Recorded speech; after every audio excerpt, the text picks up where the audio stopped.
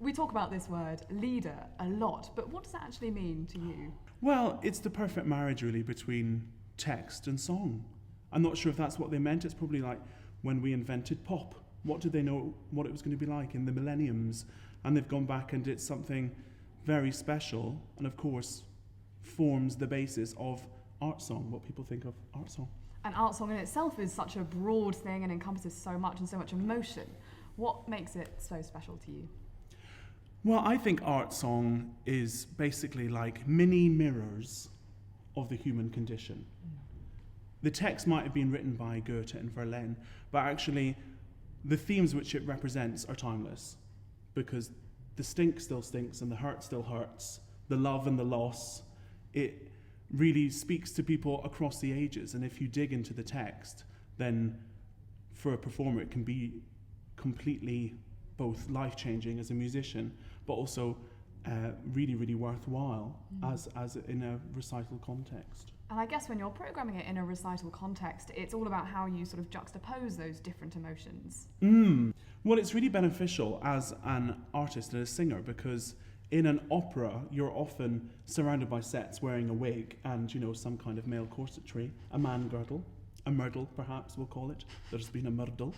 And I think that you have to really rely on such a huge team with the orchestra and the designer and character arc, which might take 3 hours to play out. Whereas in a song, you've got 3 minutes to kind of set out your emotional stall. And you have to really, it could be as many plot twists as in an opera, but this happens in such a short amount of time that you have to really condense your storytelling capabilities and really just offer the kernel of truth, which the song is giving the audience and the performers, obviously. But for me, I love it for that reason, because you just get to be honest and be yourself in front of an audience without any funny lighting or, you know, being hit by a piece of scenery. That's always ideal, unless the piano decides to go on a little journey. Well, it has done. If you lean back too hard, Joe, I'm sure, has had to move mid-recital before.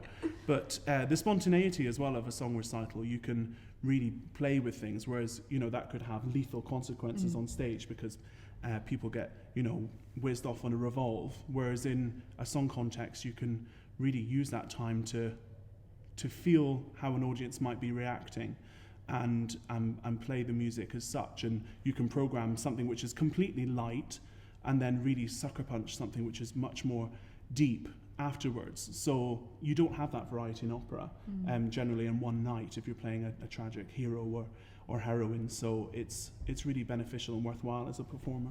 And I guess there's also this intimacy with the audience when it comes to an art song recital. I mean, they tend to be pretty close. Yes. Possibly more intimidating than having a huge audience in a way. Absolutely. Well, you can't have any issues because they're right there, and often if you're doing a Czech program, it can be quite explosive, which can be quite refreshing in the summer months.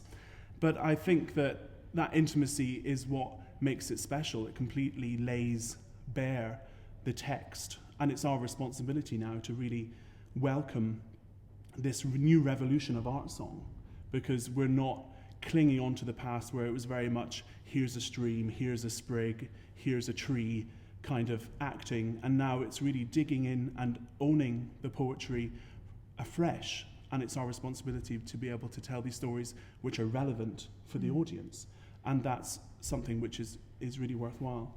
And Strauss is famous for writing very well for the soprano voice. You're obviously not a soprano, unless you're about to surprise me. How does that change the way you approach the songs? Well, I'm not sure if Strauss really liked tenors very much, because the music is treacherous and, quite frankly, outrageous. All of the things he wrote for tenor, and specifically, I think, lots of the baddies and kind of repugnant characters in Strauss operas are played by tenors. And the famous kind of autobiographical one, where he kind of sends up his wife, Paulina, all the philanderers and that are tenors. So maybe he just didn't like tenors, which is fair enough because we're horrendous. But I think most of the repertoire for tenors, which isn't kind of high-lying and horrendous, all the great songs, which we're going to sing one just now, they're kind of on a timeshare between tenors and sopranos, and there's kind of a bit of love there that it's a universal language, and we can both embrace the repertoire. And the song you're about to sing, can you tell me a little bit about what it's about? it's, I was going to say it's a typical outpouring of love, but it's slightly less typical because it's, while we're not sure if the love is requited, it's that feeling deep within when you don't know how somebody feels about you. We've all been there when we just wish there was a kind of undying neon display above somebody's head saying, yes, and I love you too. But the emotions which happen when you don't know how somebody feels about you. And that's basically what the text means in Cäcilie. But it was a gift, again, for Paulina, his soprano wife. So while the rest of us are kind of demoted to trawling through Oxford Street to find a gift, he just knocked these beautiful 4 songs up in an evening and offered them up to Paulina. And we're lucky that we now get to sing them with that, that love and devotion which he wrote them.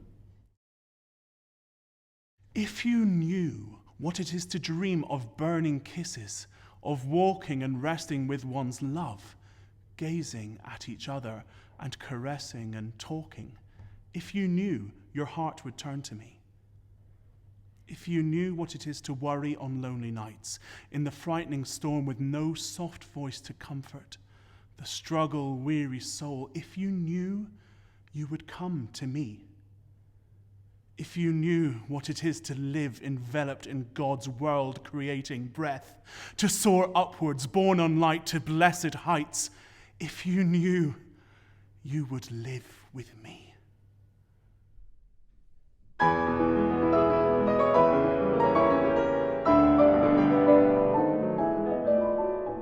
Wenn du es wüßtest, was träumen heißt, von brennenden Küssen, von Wenn und Ruhen, mit der Geliebten Auge in Auge und kosend und plaudernd.